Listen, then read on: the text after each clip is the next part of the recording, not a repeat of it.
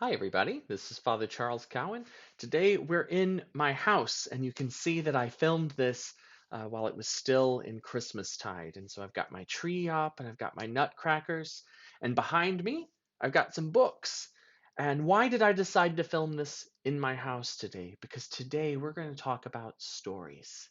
We're going to talk about family stories and family traditions. So you all showed me and Mother Patty some of your family's Christmas traditions. And I'm sure that at Christmas time, you sat around as a family and shared stories.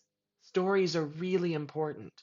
When we come home from school, we tell our parents and our siblings and the people we live with what happened at school. Or do you have a favorite family vacation you went on and you tell people that story over and over? That's how we get to know people, is by sharing our experiences. I wonder if any of you have favorite family stories, a story your mom or dad or abuela or someone else, like a tia or cousin, has shared with you. My family are filled with storytellers. As a matter of fact, those books behind me, these are my grandmother's books, and they tell stories about who she is. And one of my favorite books is the book that we learned about today, the Bible. Now, this is a very old Bible. And if I can open it up to the first page here, you can see it says Holy Bible, and it says Foster Brewer and Trudy Brewer, and they got this Bible in 1963. So it's a very old Bible. Mama Trudy and Daddy Foster are my great grandmother and great grandfather, mis bisabuelos. And I was very close with my great grandmother. She died when I was in college. And after she died, my family gave me this Bible. Now you can see it's filled with pieces of paper. My grandmother, great grandmother, loved to read the Bible and she loved to pray with the Bible. And she would take newspaper clippings and put them in her Bible. Or sometimes she would write stories. Like when my great grandfather died, my grandmother got flowers in his memory and she put the card from those flowers in the Bible. See, the Bible is the story of God's people. It starts in the book of Genesis when God created everything, and it tells the stories of the early followers of God. It tells the stories of the prophets. It tells the stories of Jesus' birth. It tells the stories of Jesus' death and resurrection at Easter. And when this Bible ends, the story doesn't end because we still live it.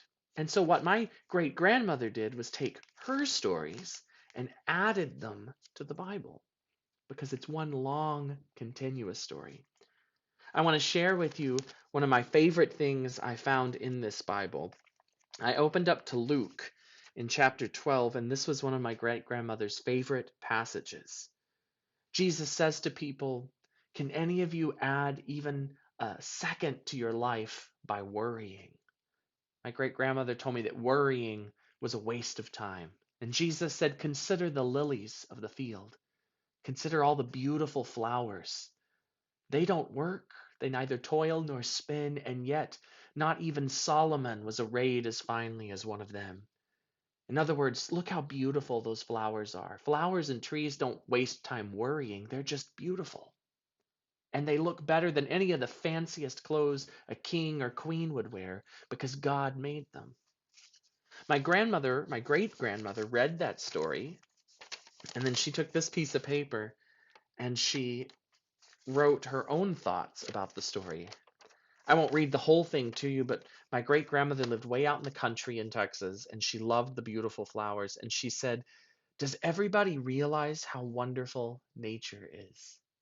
She goes on to describe the beautiful huckleberries and the hickory nuts and the walnuts that she loved to eat.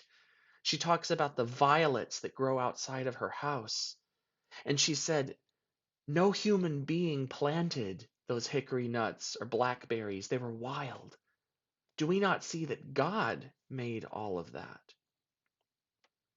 So she was able to go outdoors and to see God in the flowers and in the nuts and the berries. I love that she took a story Jesus told and she told her story about it. And then this Bible was given to me, and I read about it.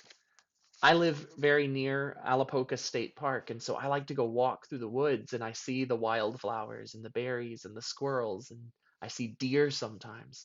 And I'm reminded that all of those things in nature were made by God simply because God loves us. I learned that from my grandmother, and she learned it from her parents, and they learned it from the Bible. So that's why we read the Bible every Sunday in church. It's why we have Bibles at home and we read them as families. Because these aren't just the stories of people who lived a long time ago, these are the stories of God's people. And we are part of that story. It's a story that never ends. As long as we keep reading the stories and sharing them, and as long as we keep telling our stories and sharing them, the story grows and grows and grows. And so I'm grateful to all of you. Your stories add to my knowledge of God. Your lives help me to know and love God better. And that's a pretty good story.